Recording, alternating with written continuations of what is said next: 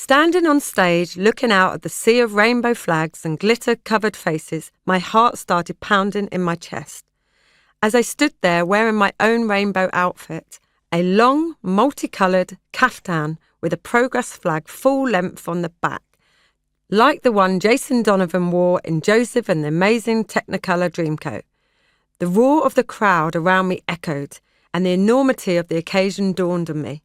It was London Pride in 2022, and there I was, centre stage. My mind whirred.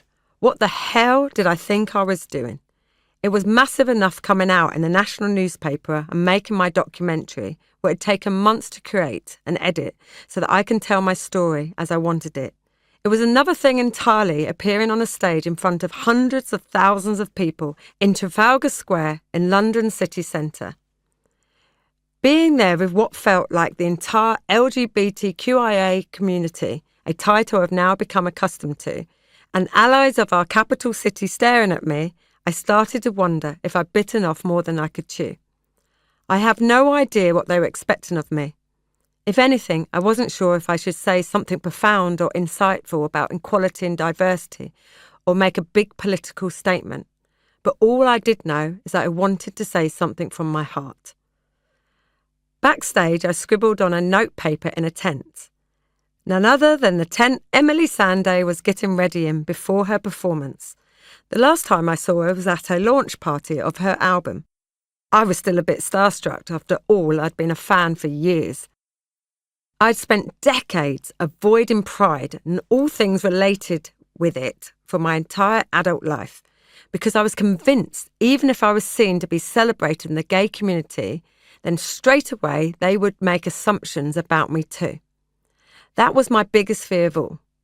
Look, I had no doubt, of course, that a few people along the way knew for sure, and also that a huge amount of people who followed my career had assumed I was gay.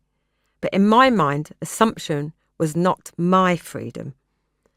Now, whatever anyone thought, that I had lived a lie, that I was ashamed or hiding a secret, was not my concern. They were not living my life. Finally, it was time for me to tell my story in my own words and give myself the freedom to speak.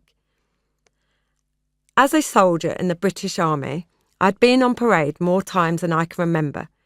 In my career as a world-class Olympic athlete, I've had my share of time on podiums, along with some incredible homecoming parades. Trafalgar Square had an energy I had not witnessed since the announcement of the Olympic Games in 2005, and the atmosphere was like nothing I'd experienced. The crowd was deafening, singing, cheering, laughing, faces smiling and carefree. People were standing on the statue plinths, hanging over railings, messing about in the water fountain, and waving their different community flags loud and proud. The parade was still going. Music echoed in the distance. This was such a massive event to be part of. Being introduced to the crowd just after they had announced an estimated 1.5 million people were in attendance filled me with a euphoria. My heart was racing, butterflies in my stomach. I got this overwhelming sense of emotion running through my body because this was the start of a new life for me. My name was in lights and I had the platform to say whatever I wanted.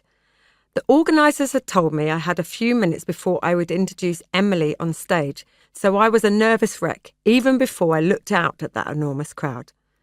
Having been a professional speaker for many years, travelling around the world for corporate engagements and motivational speeches, these days I rarely use notes.